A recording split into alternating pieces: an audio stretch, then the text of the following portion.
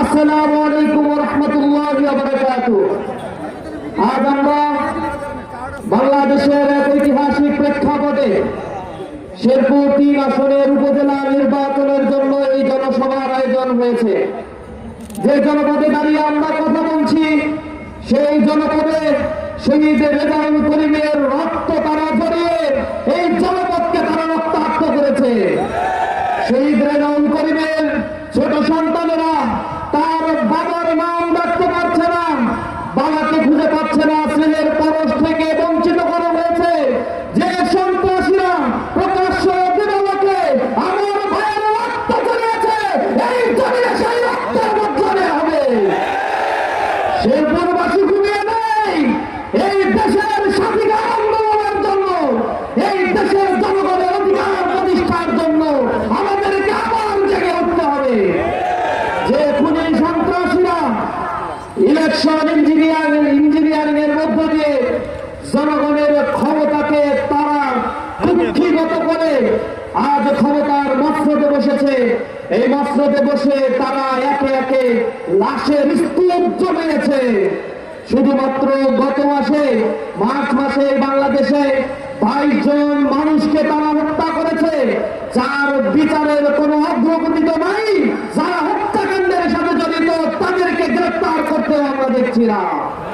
আমরা স্পষ্টভাবে দেখতে পাচ্ছি শিশু আসিয়াকে হত্যা করছে, গণধর্ষণ করা হচ্ছে, লুটপাট করা হচ্ছে, অগ্নিসংযোগ করা হচ্ছে, কিন্তু তার প্রতিকার দেশে জনগণ পাচ্ছে না।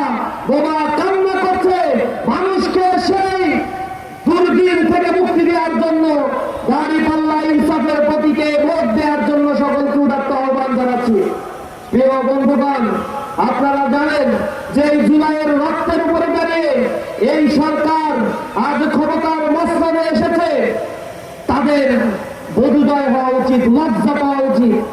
তারা এদেশে ছিল না, দীর্ঘ সময় ধরে তাদের রাজনীতি করার অধিকার ছিল না। তারা ভারতে বসা ছিল, লন্ডনে অবস্থান করছিল।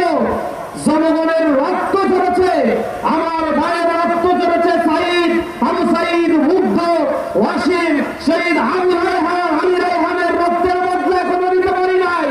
এর মধ্য দিয়ে তারা ক্ষমতার মসনদে বসে গণভোট অধ্যাদেশ বাতিল করার মতো দুঃসাহস দেখাচ্ছে।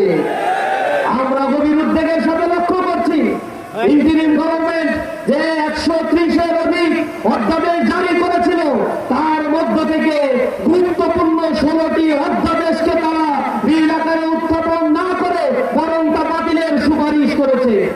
যার মধ্যে রয়েছে জুলাই সনদের কাঙ্ক্ষিত যে লক্ষ্য ছিল রাষ্ট্র সংস্কার, দুদক সংস্কার, সংবিধান সংস্কার, বিচার বিভাগ সংস্কার, রাষ্ট্রের অর্থনৈতিক কাঠামো সংস্কার, এই সংস্কারগুলো তারা আজ করতে পারছে না।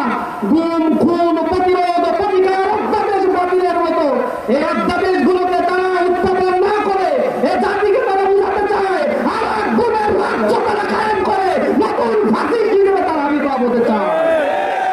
যদি এই দেশকে রক্ষা করতে হয় তাহলে তাদের চরিত্র ইতিমধ্যে আমাদের দেখা হয়ে গেছে। আজকে মানুষকে জেগে উঠতে হবে। সংসদে যদি বিরোধী দলের আসন আরো বৃদ্ধি পায়, তাদের কদম যদি আরো সুদৃঢ় হয়, তাহলে এই সরকার যে অপকর্ম করতে চায় তার কোমর ফাঁস করে দেওয়ার জন্য বিরোধী দল যথেষ্ট হবে ইনশাআল্লাহ। শেরপুর ৩ আসন এই ক্ষেত্রে গুরুত্বপূর্ণ ভূমিকা রাখবে। এই জমিনে দীর্ঘদিন ধরে নুরুজ্জামান বাদল ভাই কাজ করেছে। তার সঙ্গী হারিয়ে সে শোকে বিহ্বল হয়ে পড়েছিল।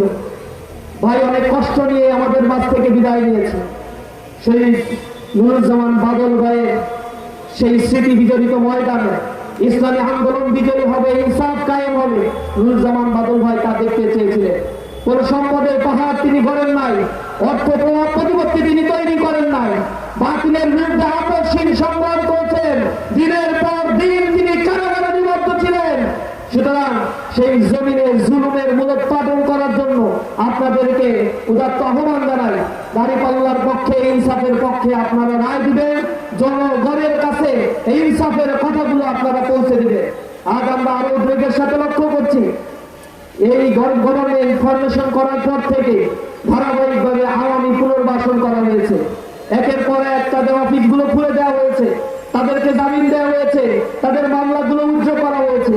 যারা সহস্রাধিক মানুষকে হত্যা করলো, যারা এই দেশের অর্থনীতিকে পঙ্গু করে দিল, যা মানুষের জান মাল ধ্বংস করে দিয়েছে, যারা এই দেশ থেকে $234 বিলিয়ন পাচার করে বিদেশে আজ আলিশান জীবনযাপন করছে, সেই রাজনৈতিক বন্দোবস্ত ফিরিয়ে আনা হচ্ছে কাদের ইশারায়? জনগণ তা জানতে চান।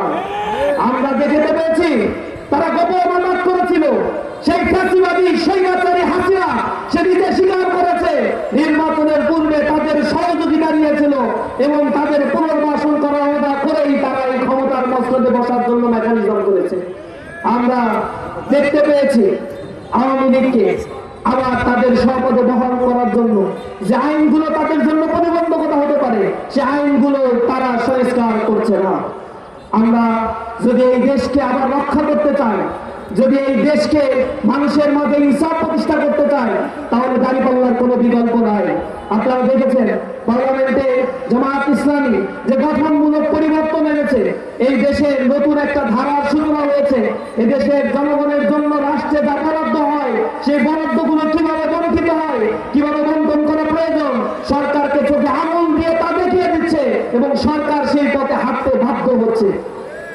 জামায়াত ইসলামী অঙ্গীকার করেছিল নির্বাচনে বিজয় অর্জন করার পরে যে এমপিরা তারা বিজয় অর্জন করবে, তারা ট্যাক্স ফ্রি কোনো গাড়ি দেবে না, সরকারের কোনো সুযোগ সুবিধা তারা নেবে না। যেহেতু বিরোধী দল কোনো সুযোগ সুবিধা জনগণের টাকা নেয় নাই, এ কারণে সরকারি দল কিছু কিছু ক্ষেত্রে বাধ্য হয়েছে তাদের মুখ থেকে এই কথাগুলো বের করতে।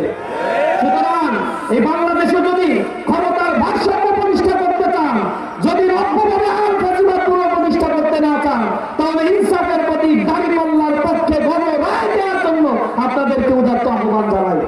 আশা করি এই শেরপুরবাসী নতুন বাংলাদেশ বিনির্মাণের জন্য তারা ভূমিকা রাখবে। সকল অপকর্ম, অন্যায়, দুর্নীতি, দুঃশাসন থেকে জাতিকে মুক্তি দেওয়ার জন্য তারা ঐক্যবদ্ধ ভূমিকা পালন করবে। তারা আজ রক্তচক্ষু দেখাচ্ছে, দীর্ঘ সময় ধরে এই শেরপুরের মাটিতে তারা জুলুমতন্ত্র প্রতিষ্ঠা করেছে। 30 বছর ধরে পরিবার